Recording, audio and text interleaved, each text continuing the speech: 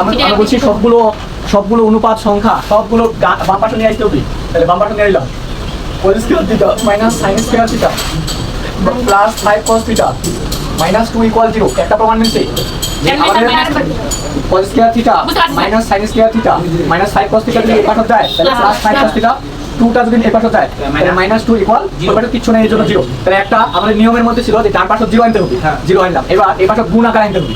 তো গুণ আকারে আনার জন্য এরকম অঙ্ক যদি আসে একটা cos একটা sin মানে দুইটা অনুপাত, তাহলে মনে রাখতে হবে একটা অনুপাত তো ফিক্সড ধরে রাখতে হবে, একটা অনুপাত কোনো চেঞ্জ হবে না আর একটা অনুপাত চেঞ্জ হবে। তাহলে এখানে কোন অনুপাতটা চেঞ্জ হবে? যেই অনুপাতটার উপর স্কয়ার থাকবে না। দুইটা অনুপাতের মধ্যে দেখেন এখানে cos sin cos, তাহলে কোন অনুপাতটার উপর স্কয়ার নাই cos-এর উপর এটা ফিক্স থাকবে। আর যে অনুপাতের পর স্কয়ার আছে, দুইটার উপর স্কয়ার আছে, তাহলে আমরা কি ভাববো? যে অনুপাতের পর স্কয়ার নাই ওই অনুপাত ফিক্স থাকবে, মানে ওই অনুপাত চেঞ্জ হবে না। তাহলে চেঞ্জ হবে কোনটা অনুপাত? cosটা ফিক্স থাকবে, তাহলে অনুপাত চেঞ্জ হবে কোনটা? সাইনটা। আমি বললাম কি এর cos এবং sin এরকম থাকবে, থাকার পরে আমরা একটা অনুপাত চেঞ্জ করতে হবে, মানে cos থেকে sin যাইতে হবে। সবগুলো ত্রিকোণমিতিক অনুপাত একই করতে হবে। এখানে cos আর sin আছে, তার মানে কি একই আছে? না, একই করতে হবে। হয় cos করলে cos, নাহলে sin করলে sin। এখন কোনটা করব সেটা নির্ভর করবে যে অনুপাতের উপর স্কয়ার থাকবে না। তাহলে cos এর পর কোনো স্কয়ার নাই, তাহলে cos ফিক্স থাকবে আর চেঞ্জ হবে তাহলে sin। তাহলে cos স্কয়ার আছে, cos স্কয়ার থিটা থাকলো, স্কয়ার দিয়ে সবগুলোতে থাকে। এই যে cos স্কয়ার আর sin স্কয়ার দুইটার উপর স্কয়ার আছে, sin স্কয়ার দিয়ে সবগুলোতে থাকবে না। cos স্কয়ার থিটা আছে, cos স্কয়ার থিটা, তাহলে সাইনটা ভাঙলাম। সাইন ভাঙলে কি লেখা যায়? 1 মাইনাস cos স্কয়ার থিটা। এই যে sin square theta plus cos square theta equal to 1। তাহলে লেখা যায় কি? sin স্কয়ার থিটা সমান সমান লেখা যায় কি? 1 মাইনাস cos স্কয়ার থিটা। তাহলে মাইনাস আছে minus 1 minus cos square theta plus আছে plus 5 cos theta minus 2 equal to 0। দেখো সবগুলো cos আছে।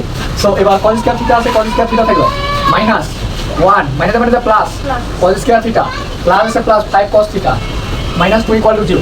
cos স্কয়ার থিটা আর cos স্কয়ার থিটা দুইটা cos square theta 2 cos square theta plus আছে plus 5 cos থিটা।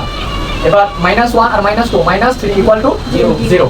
এবার এই যে সামনে সহগগুলো 2x স্কয়ার ধরো cosটা ধরো x, তাহলে 2x square plus 5x minus 3 equal to 0। এটা মিডল টার্ম করতে বলছি।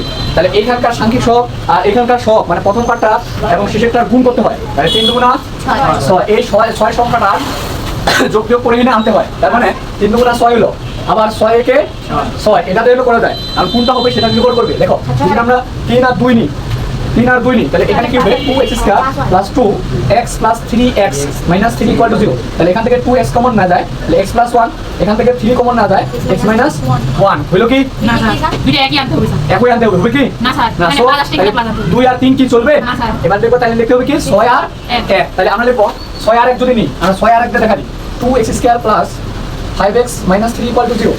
তাহলে 2x square plus 6x minus x হবে না? Minus 3 equal to 0। এখান থেকে কমন নাও, তাহলে 2x কমন, তাহলে x প্লাস 3, এখানে মাইনাস 1 কমন নাও। ঠিক আছে স্যার, মানে 6 তো 3 দুগুণা 6 ও কমন মাইনাস 1, তাহলে x প্লাস 3 ইকুয়াল টু 0। দেখো এখানে মাইনাস কমন নিলে প্লাস মাইনাসে। সো আমাদের কি করতে হবে? তাহলে 2 cos square theta plus 6 cos theta minus cos theta minus 3 equal to 0। এখান থেকে কমন নাও, এখান থেকে কমন নাও, তাহলে 2 cos থিটা কমন, তাহলে থাকবে কত? cos স্কয়ার থিটা আছে, তাহলে cos থিটা থাকবে প্লাস 3 দুগুণা 6 তাহলে 3 মাইনাস এখানে যে চিহ্ন থাকবে এটা minus 1 cos theta plus 3 equal to 0। তাহলে এবার লিখো cos theta plus 3 cos theta plus 3 একটা লিখো cos থিটা প্লাস 3 আর হচ্ছে 2 cos theta minus 1 equal to 0। এবার দুইটা সংখ্যা 0 আছে ডান পাশে এবং দুইটা সংখ্যার গুণফল আকারে আছে, তাহলে আমরা লিখব হয় অথবা। তাহলে হয় লিখব 2 cos স্কয়ার থিটা 2 কেন sir? cos theta plus 3 equal to 0। আর একটা আমরা লিখতে পারি 2 cos theta 2 2 cos theta minus 1 equal to 0। তাহলে অতএব cos theta equal to minus 3। মনে রাখতে হবে সাইন এবং কসের মান সর্বোচ্চ 1। সাইন থিটা সাইন এবং কসের মান সর্বোচ্চ কি 1। তাহলে এখানে আছে মাইনাস 3 এবং সর্বনিম্ন হচ্ছে মান মাইনাস 1। তাহলে সাইন এবং কসের মান মাইনাস 1 থেকে শুরু এবং সর্বোচ্চ কত হবে? প্লাস 1। তাহলে মাইনাস 1 থেকে প্লাস 1 পর্যন্ত। তাহলে মাইনাস 3 কি 1 এর থেকে অনেক ছোট, সো এটা গ্রহণযোগ্য নয়।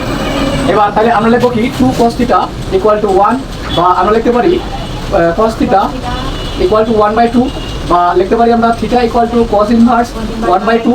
অতএব থিটা ইকুয়াল টু কত? cos কত ডিগ্রি মান? 1/2 60 ডিগ্রি। মানে নিম্নের সমাধান থিটা ইকুয়াল টু 60 ডিগ্রি। অঙ্কটা আসার সম্ভাবনা 200%।